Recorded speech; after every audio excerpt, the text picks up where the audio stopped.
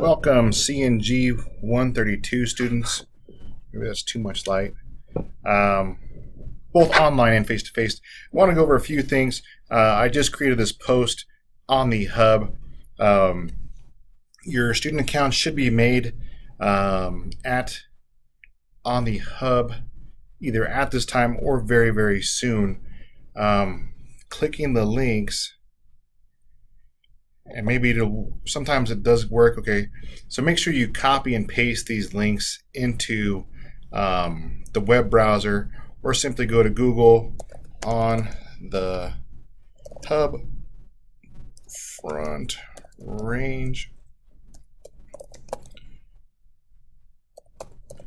community college, and we see this FRCC on the hub. If you're in class, Nate did show this I forget which day, Wednesday, to you guys for online. This is brand new. Simply clicking this and using the login material that you have. As you see here, mine is listed as student at, glemos at student.cccs.edu. Enter your password. If you forgot your password, or if you don't remember your password, IT cannot help you. I cannot help you. You simply have to put that forgot the password button and go through the process that way.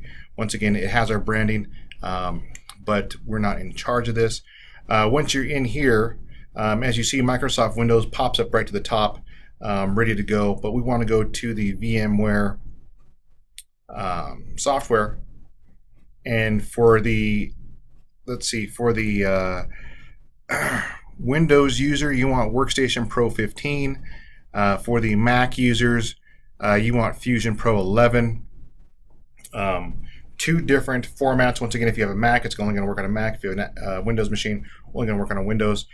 From there, you download the software onto your host machine, and then you install your Windows OS, which is Windows 10. If you go to Microsoft Imagine, it's going to list more, but all this software is free and discounted for you, so make sure you take advantage of this.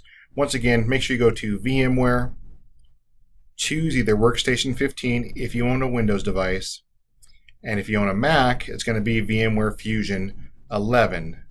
Download those, download your Windows 10 image, and run them. If you have a if you have a laptop that has a home edition, it's only going to install a 32-bit system. That's going to be a little bit more tricky. I would advise you to get with me, or maybe Google search some YouTube videos on how to set up a 32-bit virtual machine on your desktop. Once again, those processes are just a little different, but there's been done before many times, and it can be done again. Once again, if you have any questions, online class, reach out to me. I will get to you. Also post in that lab discussion, face-to-face class. Reach out to Nate for now.